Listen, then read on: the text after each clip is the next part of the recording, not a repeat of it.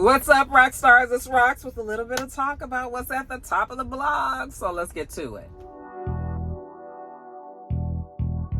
I say I'm gonna take some time off, y'all. All the cashiers, they was like, somebody stole her truck. It was like you could hear it all throughout the store. This Rox coming to you today with a review for Love and Marriage Detroit, Love and Marriage Huntsville, our book 4, Real Housewives of Atlanta. Let's get to it, shall we?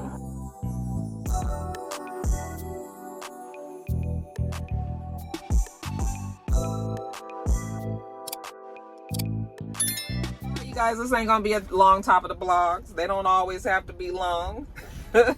As long as the information is there. We're gonna start with politics, you guys. There was an election day terrorist plot that was foiled. What's the word that I'm looking for? They were able to find out about it and they put an end to it before it even happened, you guys. They said that an Afghan person that was living in Oklahoma City, Oklahoma, has been arrested for conspiring to conduct an election day terrorist attack on behalf of ISIS. Okay, 27-year-old Nasir Ahmad Tawedi liquidated his family assets. He relocated his family overseas, and then he purchased assault rifles and ammunition, and I guess they were going to use it on election day.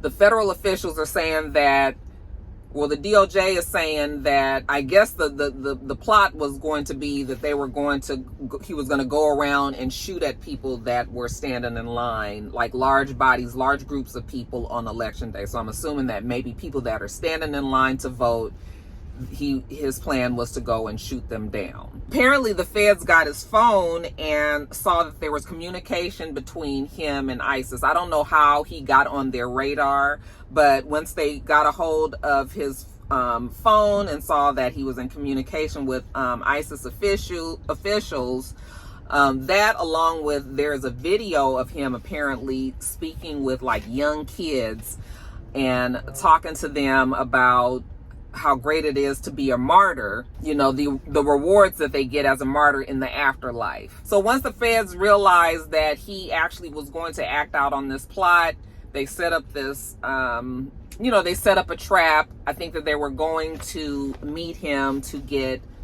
assault rifles or to provide assault rifles. There was some sort of exchange of guns, weapons, and then they were able to arrest him then. He faces a maximum prison sentence of 20 years for carrying out the ISIS plot. He carries 15 years maximum for receiving a firearm to be used to commit a felony or a federal crime of terrorism. Okay.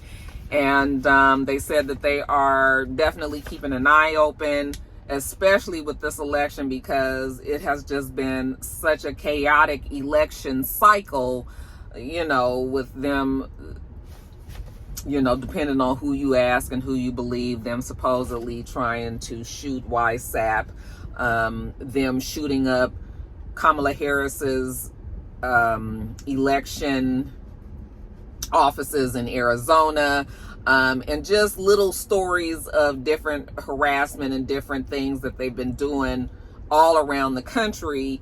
We know that emotions are high and they expect that it's going to be a wild election day. That's another reason why I'm telling people that they need to vote early to avoid all of that, because election day is going to be a wild day.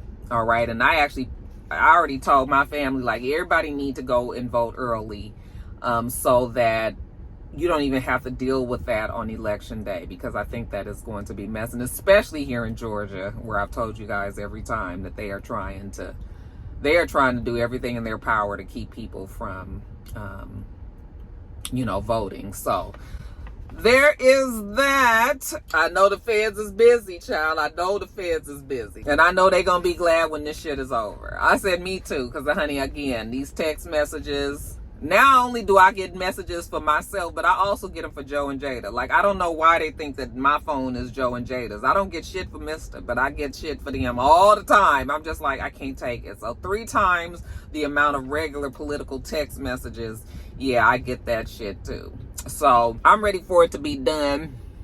I hope I don't have anything in my teeth, because I just had a teriyaki not a teriyaki, a turkey wrap from Dunkin' Donuts, and that shit was good. It had white cheddar, turkey sausage. Ooh, yumsy yums. And you guys ever get the snack and bacon? It's kind of sweet.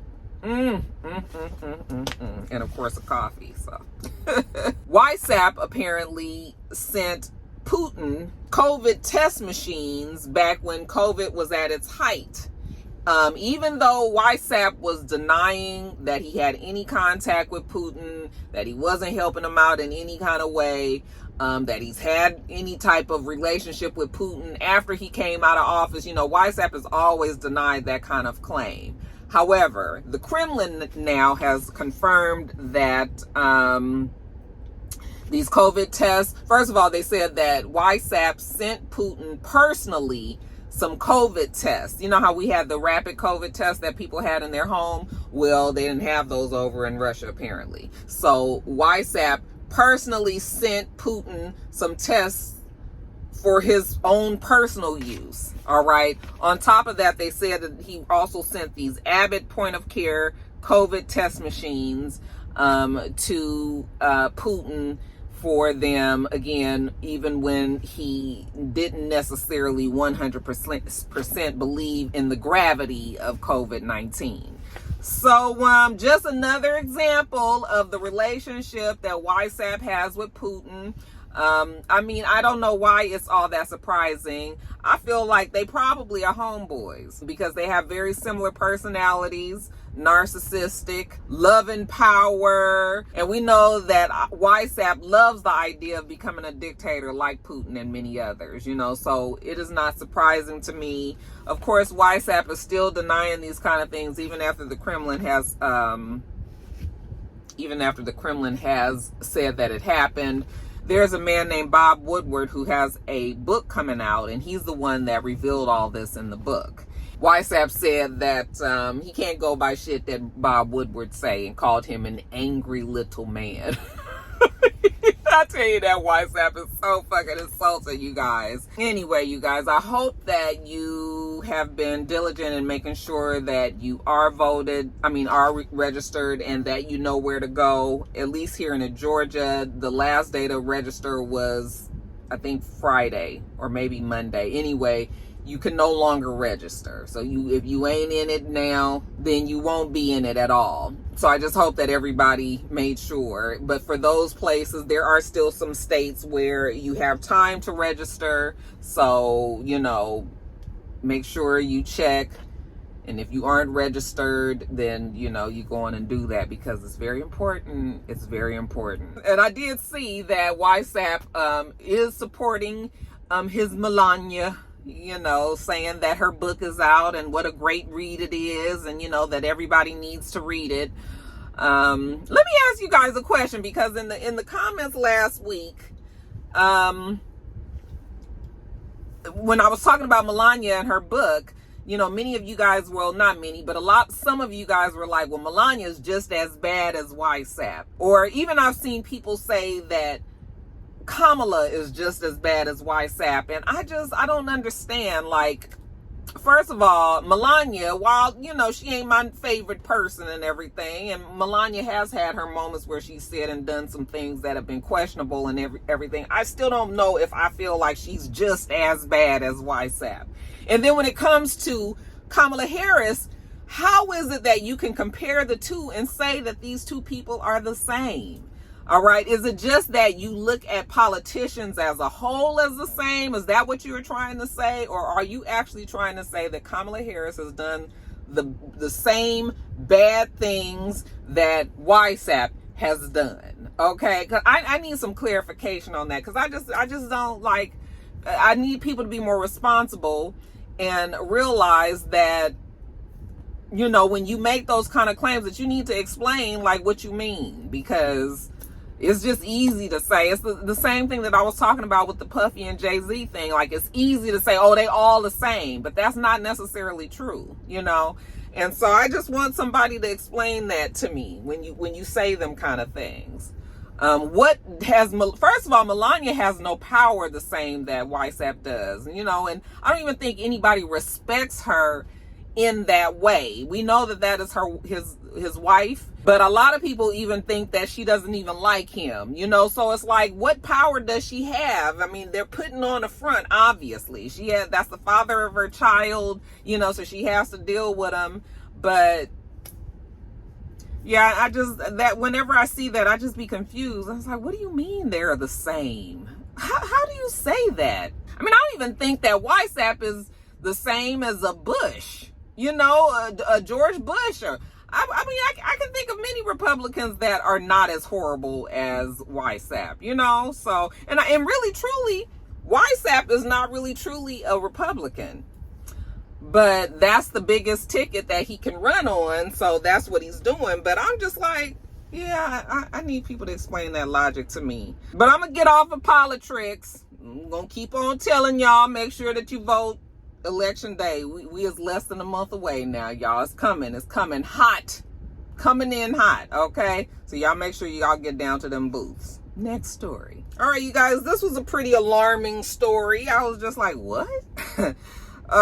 Lisa Marie, she said in her new book that's come out, even though she's no longer with us, she has a book that has come out, and she talks about how she kept her dead son's body in her house for some months after he had died. Okay.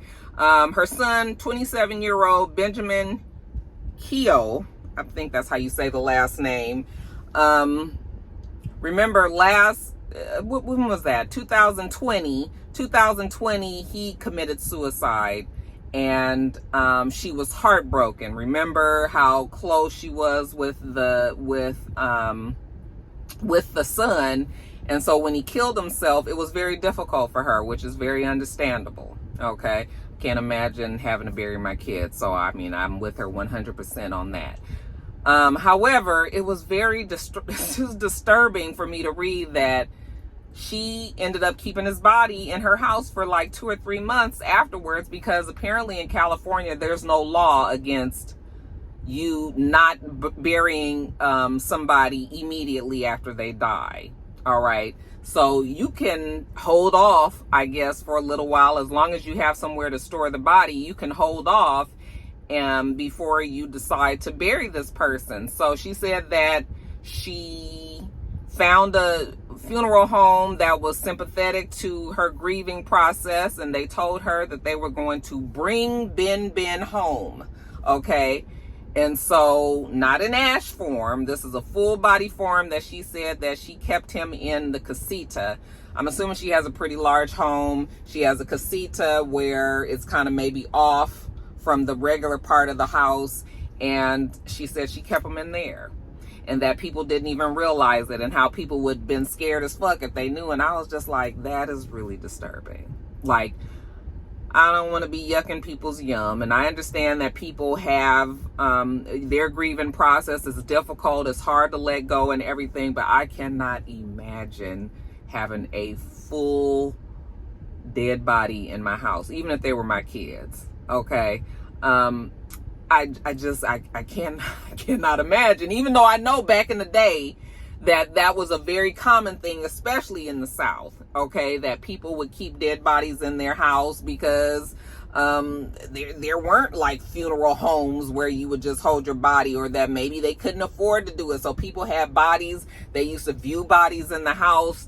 And then on the day that the person was going to be buried, you know, then they would probably take it to the church or wherever the funeral was going to be. But yeah, people did used to keep bodies in their house, but it's just like, we ain't got to do that no more. So I cannot even imagine. Okay. And I am not necessarily afraid of dead bodies. Like when my mom passed, I was in the room with her for many hours, because we were waiting for people to come, you know, my brothers to come to the house and all that.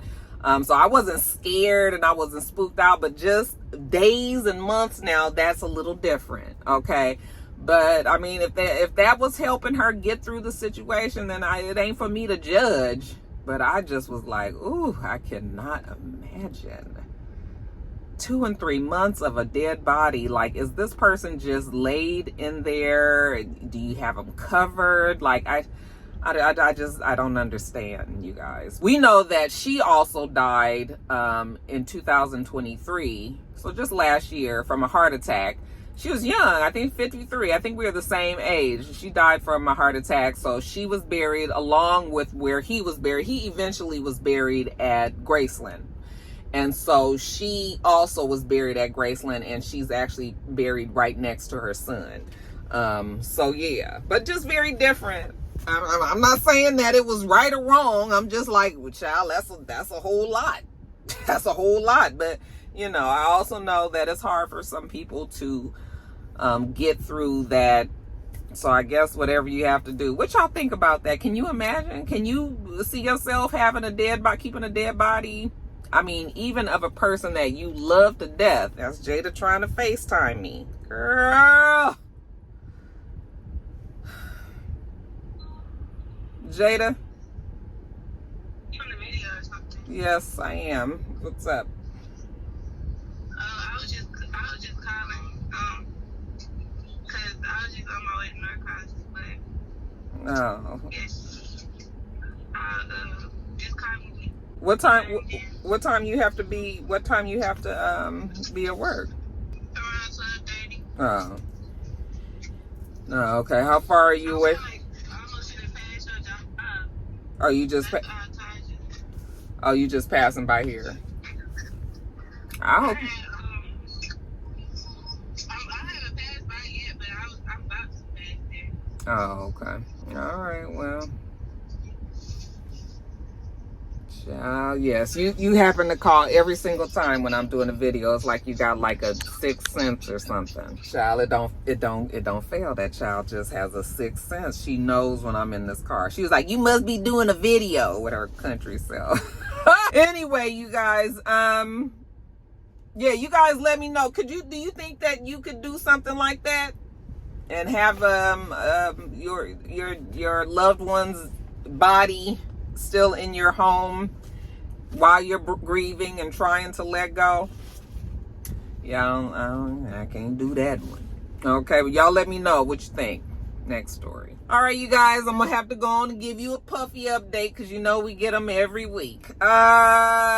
So Puffy is still trying to get his ass up out of jail. Okay, nerves bad. I'm sure that place is not where he wants to be. I'm sure he's probably quite paranoid and afraid, you know, that his life might be taken, because I don't think that's a far-fetched thought, especially with everybody not knowing what exactly the feds do and don't have. Okay, so yeah, his life, he probably feels like his life is in danger, on top of the fact that as an almost billionaire, you know, the last place that you want to be sitting is in some old nasty ass jail cell. So he's trying to get out.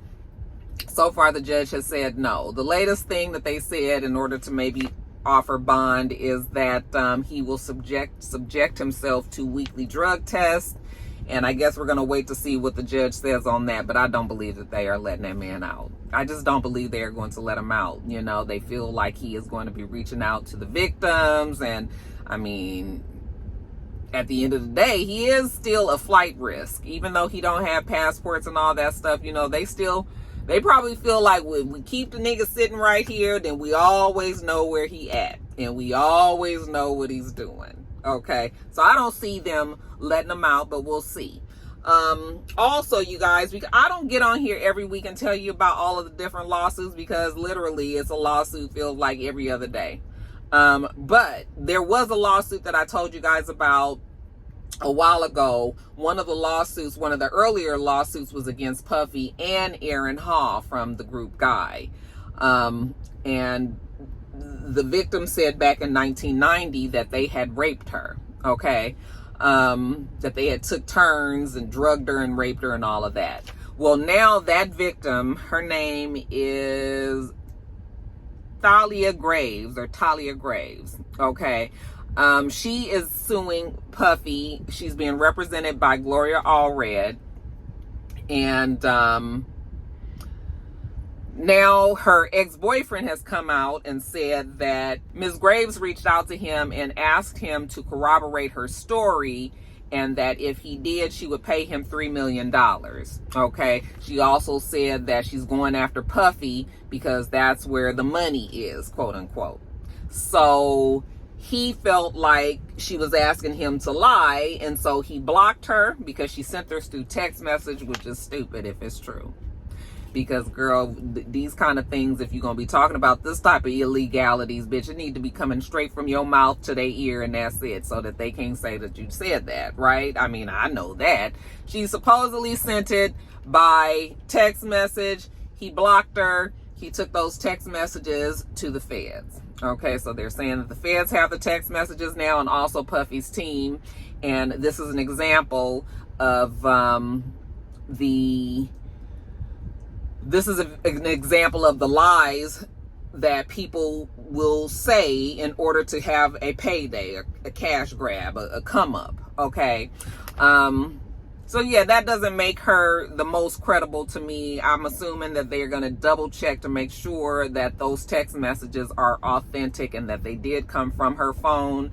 I'm sure that there's a way that they're able to do that. So, yeah. Now, Gloria Allred said that, speaking for her client, that, you know, whenever they have like high profile cases like this, that the powerful that are being accused usually will try to harass people, try to scare people, try to threaten people, try to discredit people by saying that they're lying, and then using all these different tactics to keep it from happening.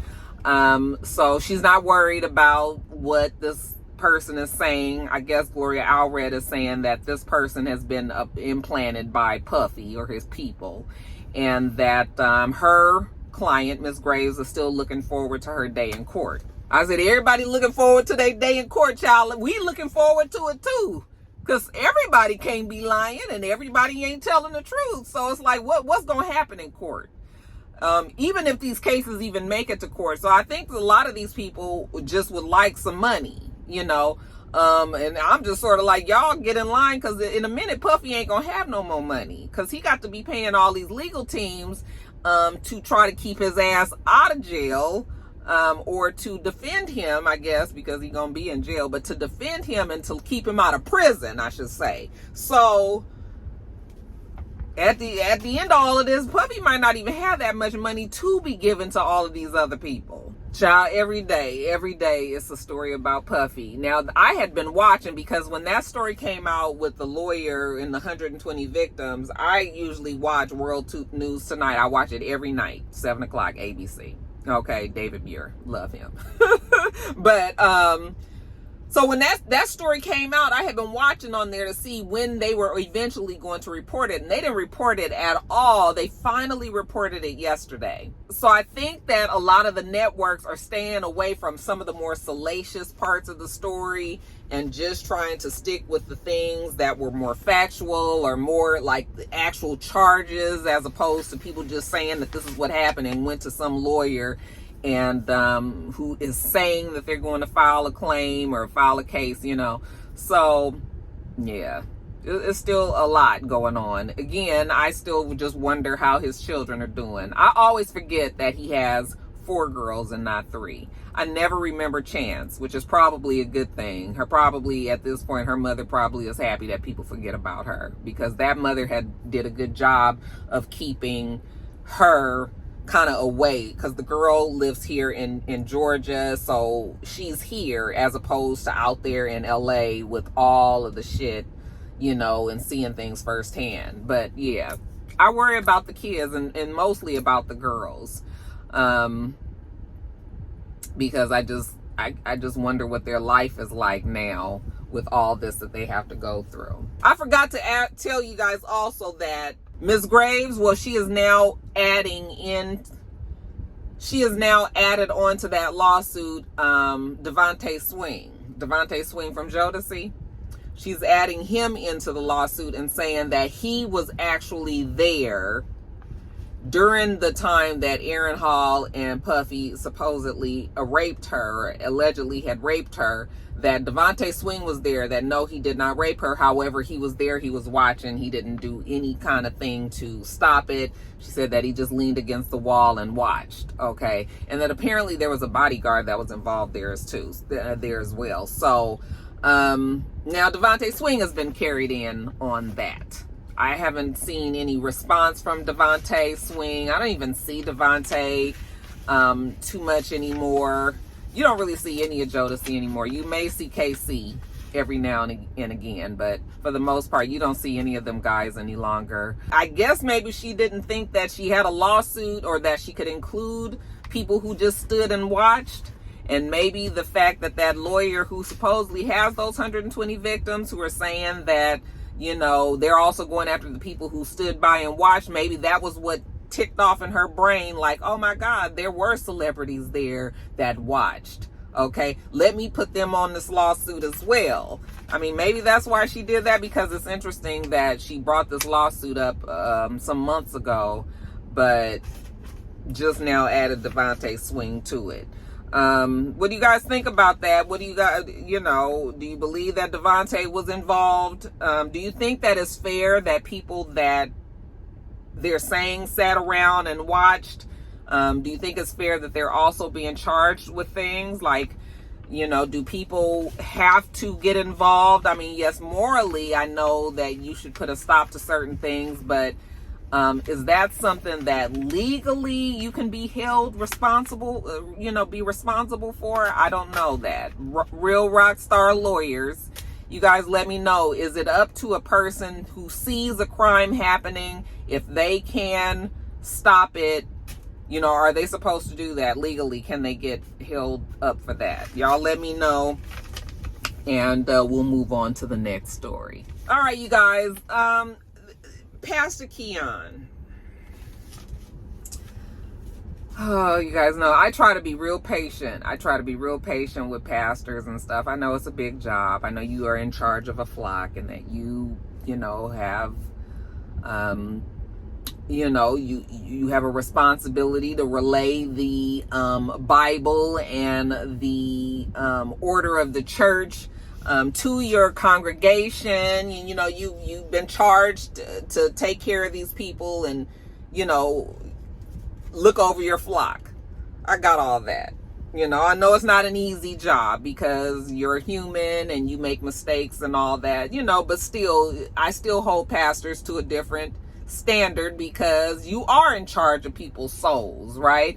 And people believe in you. You are the closest thing that they gonna get between you and their salvation, so I understand the job that pastors have to do, and it's a difficult job. But when I see stories of this man, I even was on his side when he told old girl to be quiet. Okay, and I told you guys that there's a time and a place and order and all that, and some of you guys agree with me and others didn't, and that's fine. That was just my opinion, okay? But I did feel like the lady was out of order. I did hear recently that he invited her back up to the church, and she's still doing the same thing, and I guess he's just dealing with it, yeah. But this latest thing, so there's a video of him where he is explaining, he's explaining how you aren't blessed. So I'm going to paraphrase for you guys. He said that people believe that their life is blessed, or that this is like a extra check off mark in the grade book of life when you are going up to the pearly gates and God is trying to see exactly what you did do to ensure your entrance into heaven. He's saying that helping poor people, that is not going to get you that extra check in the grade book to get you through them gates, okay? That you are helping this person who's poor. Yes, but all that does is help them at that moment. That does not help your salvation, and the only way that your salvation is actually affected is when you tithe and give your money to the church. And I just was like, now I understand people are supposed to tithe. Okay. It just don't rub me the right way to hear a pastor say that, oh yeah, you ain't supposed to give your money to people that's broke down, desolate, ain't got no damn money. You know, you got all this money. They right here. That's your brethren. Yeah, but you ain't supposed to help them. You supposed to get this money to the church so that they can have building fun and that they can provide new pews for the congregation and that they can put beautiful, elaborate fountains in front of the church, and so that they can, you know, it's just sort of like, as a pastor, you got to be aware of certain optics. You can't, why would you tell somebody that they can't, that you helping a person that is in need is not going to help you into heaven? Now, I know you can get technical and you can start talking about what tithing means and, you know, what the Bible says about tithing and all, but for you as a pastor to tell me, don't give your money to a person that needs it, give it to the church, it's just, that don't sound right. And I have a problem with a pastor that can actually say that kind of thing to his congregation. Like, what is wrong with you? What is wrong with you? That is exactly why so many people are so turned away from church now. Okay, so many young people that don't believe in the church. You know, when you say confusing messages like that, it's just, I just like, what is wrong with you? So yeah, I'm gonna have to just, me and Pastor Keion, I'm gonna just have to look at him from afar and just let him do what he do over there, and we gonna do what we do over here. But I don't think that God is gonna have a problem. I'm not a pastor, obviously, and I'm not I don't read the Bible every day and know it verse by verse or anything like that. But I don't think that God is going to have a problem with you saying, I didn't give my money to the church. I ended up giving it to, you know, my neighbor whose fucking roof caved in because a tree fell on it when we had a hurricane. And so I gave the money to them instead of to the church, you know. I don't like that. I don't like that. I was just like, I cannot believe he said that. Okay, and then allowed himself to be caught on video. He puts his foot in his mouth a lot of times. What y'all think about that? Y'all know what the man was saying? I mean, I like, there's a part of me that can understand what he meant, but, and actually that's not even true. That's not even true. I just know that if you're gonna go technically by what the Bible says, then yes, you're supposed to tithe. You know, but I'd like to think that God has these different allowances for things that come up, you know. So I can't with Pastor Keion. I can't with Pastor Keion. Y'all let me know. I know some of my rock stars actually go to his church.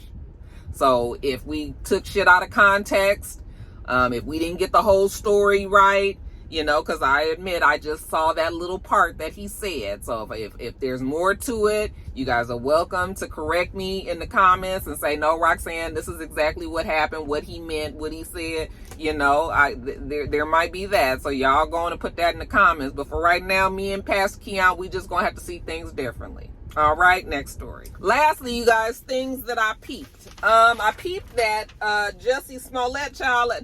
It's so funny. It's like sometimes when you bring up a person and the next thing you know, they always in the fucking news. Now, I just was talking to you guys about Jussie not admitting to the story of what happened in Chicago with the noose and the guys supposedly jumping them and MAGA hats and blopty blue.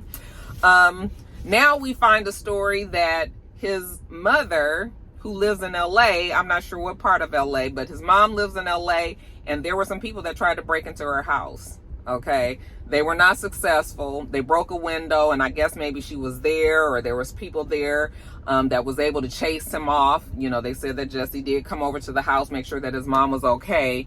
And I was just like, now who done broke in Miss Smollett's house? Because why y'all harassing this lady? She can't help what her son did. Okay, even though I know the family 100% supports him, but that don't necessarily mean that they believe him. Supporting him because he is their family is different than whether or not they believe him. Although they have spoken out, the mom hasn't, but you know, the others, the siblings have spoken out and say that they believe him. So child, I don't know. But y'all leave Miss Smollett alone, okay? This lady ain't did nothing to none of y'all, all right? She said, thank goodness it was just a $300 window break. You know, she was able to replace that. But yeah, y'all don't take the shit out on her on what her son did, okay? I also peeped Judge Mathis. Him and his wife have looked like they trying to work it out. You guys, they ain't made no announcements or anything. And they've just been living their life. But I have been noticing that Judge Mathis, well, I told you guys that he did admit that maybe he was tripping. Maybe he was doing a little too much. That wife had to show a nigga that she was not playing with him, and that's why she filed for divorce. But he had said it right after that happened that he does not want to lose his wife. You know, they had been married for 100 years, and you know, he didn't hold her in the highest esteem that he was supposed to. So now it looks like he is trying to be that husband that the wife needed, that the wife required. And now we see them together and them with their grandkids, and everybody is smiling, and he looks like he's happy and she looks like she's happy. And, you know, I'm happy for them, because that is a lot to throw away. You know, you've been through a lot of shit. You guys have made it to this point, and then you just be like, fuck it, 35, 36 years and I'm done. You know, you have grown old with this person and everything, and then just be like, it's over. And it's not me saying that you're supposed to stay with somebody who is treating you wrong, who is cheating on you, you know, all of that. Like, that's not what I'm saying, because if the shit is fucked up and you can't do it no more, you just can't do it no more, okay?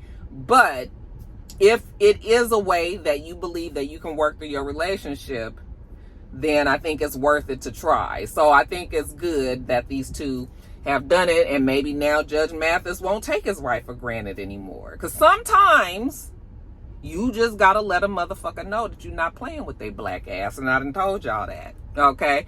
Sometimes you just got to take it there.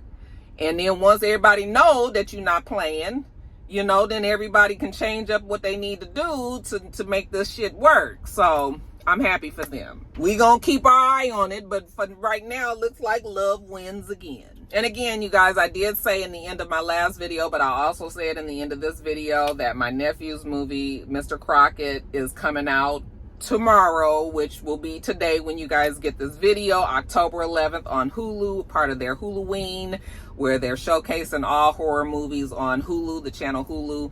My nephew Brandon is the director, and he's the co-writer, and you guys make sure that you watch, and that if you leave comments anywhere, that you let them know that you are a rock star, and that your auntie told you guys to watch, okay? All right, you guys, now I'm gonna get on off of here.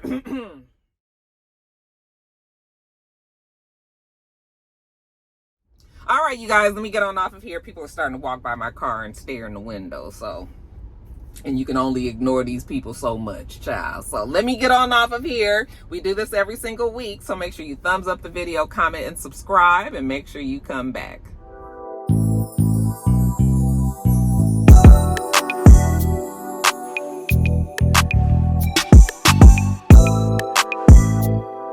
Until next time, rock stars. Bye.